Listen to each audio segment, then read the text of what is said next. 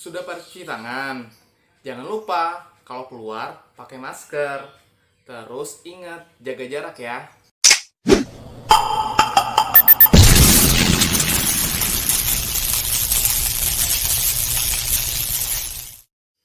Suatu hari di sebuah kerajaan, sang raja sedang menderita sakit. Hampir seminggu raja itu menderita sakitnya. Kemudian sang raja memanggil tabib terbaiknya. Tidak cuma satu tabib yang dipanggil sama sang raja, tetapi sampai 3 tabib terbaik dari kerajaan tersebut. Tabib pertama memeriksa keadaan raja. Raja yang sakit memberikan ciri-ciri sakitnya itu sendawa saja. Sang tabib pertama pun bingung. Apa penyakit yang diderita oleh sang raja? Menyerah tabib pertama. Dipanggillah tabib yang kedua. Kemudian raja tersebut tambah lagi. Gejalanya tuh sampai terkentut-kentut. Setelah sendawa, kentut. Tabib kedua pun menyerah, bingung. Sakit apa yang diderita oleh raja? Nah, yang ketiga, tabib yang ketiga ini. Datanglah tabib yang ketiga untuk mengobati seorang raja. Raja pun bilang, "Tabib, saya ini sakit. Beberapa hari ini sendawa saja. Kentut terus. Pret gitu." Sang tabib pun masih mendiagnosis sakit apa raja ini ya. Dan tabib pun bilang kepada raja, "Wahai raja, sakitmu ini adalah sakit yang langka. Butuh waktu untuk mengobatinya dan butuh sedikit terapi untuk mengobatinya." Sang raja pun sudah menyerah, sudah pasrah. "Yaudah, aku serahkan penyakit ini kepadamu, tabib. Silakan obati semampu kamu dan sekuat kamu. Pokoknya aku harus sembuh dari penyakit ini." Sang tabib pun mengeluarkan senjatanya berupa koin. "Ini raja, alat bedah saya untuk mengobati sakitmu.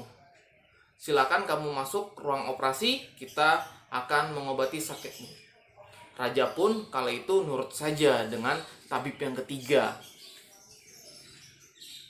Dibukalah baju raja untuk diterapi, dibedah. Kemudian sang tabib dengan koinnya mulai menggosok-gosokkan ke punggung sang raja. "Au!" Raja kesakitan. "Au! Sakit, tabib. Apa yang kamu lakukan dengan punggung aku?"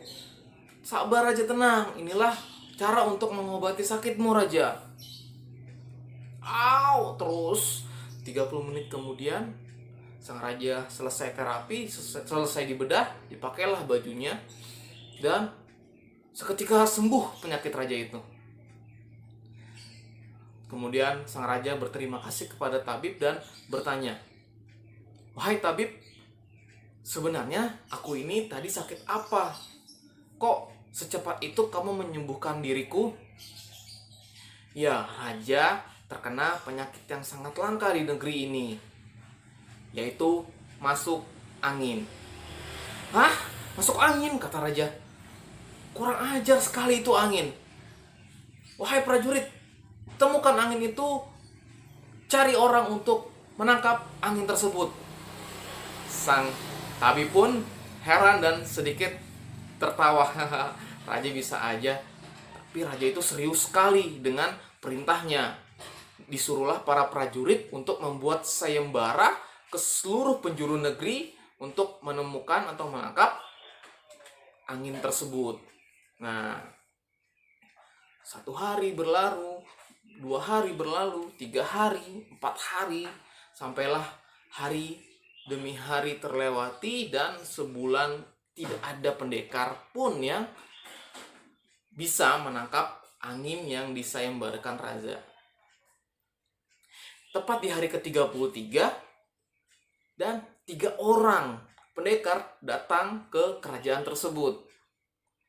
3 pendekar itu adalah pendekar Gugu, pendekar Ruru, dan pendekar Guru. 3 pendekar itu menghadap ke kerajaan dan diterima oleh para prajurit untuk menunggu perintah dari raja. Kemudian sang raja mengetahui ada 3 orang yang mengaku dapat menangkap angin,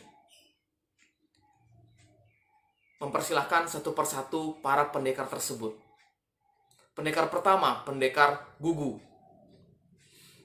Silakan masuk pendekar pertama, kata prajurit. Kemudian raja duduk di singgasananya, bertanya, "Siapa engkau, wahai pendekar? Perkenalkan, nama saya Gugu. Saya pendekar dari negeri angin."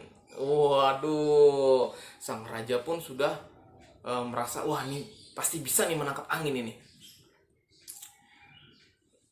"Ada apa maksud engkau, wahai pendekar Gugu? Kemari."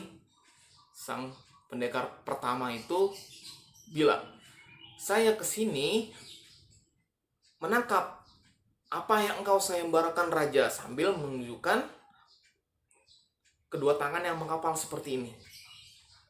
Ditahan-tahan. Wow.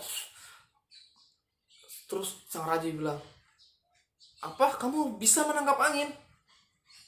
Apakah di dalam tanganmu itu terdapat angin?"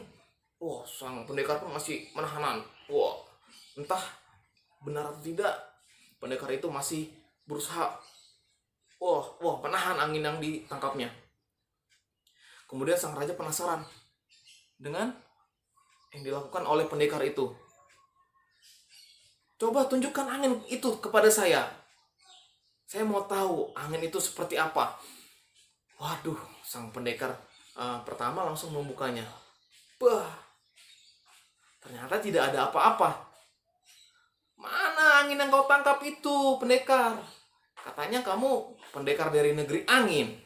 Tapi tidak terlihat tuh anginnya." "Ya, ini," kata pendekar. "Tidak ada," kata raja. "Mana? Aku tidak melihat angin tersebut." Kemudian sang raja memerintahkan prajurit, "Wahai prajurit, tangkap pendekar pertama, masukkan ke penjara." Pendekar pertama pun dijebloskan ke dalam penjara dan dipanggillah pendekar yang kedua. Pendekar yang kedua dipanggil untuk menemui raja dan bilang, "Wahai raja." "Wah, kenapa kamu?" kata raja sambil sempoyongan. "Pendekar, kenapa kamu sempoyongan gitu?" "Ini raja, sambil memegang kantong plastik hitam yang terikat. "Saya berhasil menangkap angin ini, raja." Wah, sang pendekar kedua pun tertatih-tatih sambil memegang plastik hitam. Sang raja pun penasaran, apa iya dalam kantong plastik hitam itu terdapat angin yang dicari oleh raja? Ya, raja, serahkan dulu uang sayembara hadiah kepadaku, baru akan aku berikan kantong plastik hitam ini yang berisi angin yang kau cari. Wah, raja takut dikelabui, raja takut dikhianati oleh pendekar itu. Akhirnya sang raja pun memaksa, "Coba, mana sini kantong plastiknya? Jangan-jangan kamu menipu saya ya?" "Tidak, raja, tidak. Aku tidak akan menipumu, tapi serahkan dulu hadiah sayembara tersebut, baru akan kuberikan kantong plastik yang berisi angin ini." Raja pun berpikir yang aneh-aneh, ini jangan-jangan pendekar kedua ini adalah sang penipu ulu, karena kita tidak tahu dari mana asal pendekar kedua ini yang mengaku-ngaku bernama pendekar Ruru. Sang raja pun kesal karena dari tadi sang pendekar itu meminta uang hadiah sayembara itu. "Kamu berani memaksa raja? Kamu berani tidak mengikuti aturan raja? Tidak raja, ampun. Iya, baik, akan saya tunjukkan angin yang kau cari di dalam kantong plastik ini. Kemudian sang pendekar itu membuka kantong plastiknya dengan wajah cemas dan keringatan. Dibukalah kantong plastik hitam tersebut. Sang raja pun ingin melihat gitu. Bener nggak tuh? Ternyata tidak ada apa-apa dalam kantong plastik hitam itu. Tuh kan, kamu menipu saya. Kamu sudah mengelabui saya. Prajurit, tangkap pendekar kedua, jebloskan ke dalam penjara. Waduh, sang raja pun sudah pasrah. Udahlah, nggak usah nyari-nyari angin. Toh nggak ada yang bisa menangkap angin. Sudah, suruh pulang saja pendekar yang ketiga, kata prajurit. Tapi raja, pendekar ketiga ini adalah pendekar terhormat di negeri seberang. Nah, coba suruh masuk. Nah, dipanggillah pendekar ketiga, pendekar guru. Dengan penuh santunnya, pendekar yang ketiga ini membawa sebuah botol bening. Botol bening tak terlihat apa-apa di dalamnya. Sambil memegangnya dengan pede dan penuh santun menghadap raja. Selamat siang raja, perkenalkan saya pendekar guru, ingin memenuhi apa yang telah raja sayembarakan. Saya telah menangkap angin yang raja pinta. No, tidak. Kamu bohong, itu botol tidak ada isinya. Tidak ada apa-apa di dalam botol yang kau pegang itu, wahai pendekar. Itulah dia raja. Inilah kehebatan angin yang engkau cari. Dia tidak terlihat oleh mata tapi bisa dirasakan. Maksudnya, kata raja. Maksudnya bagaimana? Apa yang kamu tangkap di dalam botol itu? Aku tidak melihat apa-apa di dalam botol kosong itu. Nah, baiklah raja. Aku tidak ingin hadiah sayembara yang engkau berikan. Tapi aku hanya ingin engkau membebaskan 2 pendekar yang telah engkau penjarakan tadi. 2 pendekar itu adalah sahabatku yang baru saja tadi aku ketemu. Aku tidak mau 2 sahabatku itu yang baru aku kenal engkau penjarakan. Setelah aku berikan angin yang aku tangkap ini, Anda harus berjanji akan membebaskan kedua pendekar tersebut. Wah, mulia sekali hati pendekar ketiga ini, pendekar guru. Akhirnya raja pun berjanji, baik, jika benar itu angin yang telah engkau tangkap, akan aku bebaskan 2 pendekar yang barusan saya penjarakan. Baik raja, ini aku serahkan angin ini, tapi ingat raja, ingat baik-baik, jangan dibuka. Kalau kamu mau merasakan, dibuka, tapi jangan dibuka. Saya tidak jamin kamu akan selamat dari bahaya angin tersebut. Padahal botolnya kosong gitu kan. Wah, raja penasaran, terheran-heran. Masa sih gak kelihatan tapi bisa kita rasain itu angin? Raja memanggil prajuritnya untuk mengambil botol itu dan menyerahkan kepada dirinya yang lagi duduk di singgasana. Prajurit, ambil botol itu, berikan kepada saya. Sang raja yang penuh penasaran melihat botolnya bening, kan, botolnya bening, dibukalah tutup botolnya, dan angin yang ada dalam botol itu ternyata beneran keluar. Dan sang raja menghembuskan nafasnya. Dan sang raja pun tidak suka. Wah, bau aroma busuk apa ini? Apa yang kau tangkap dalam botol ini?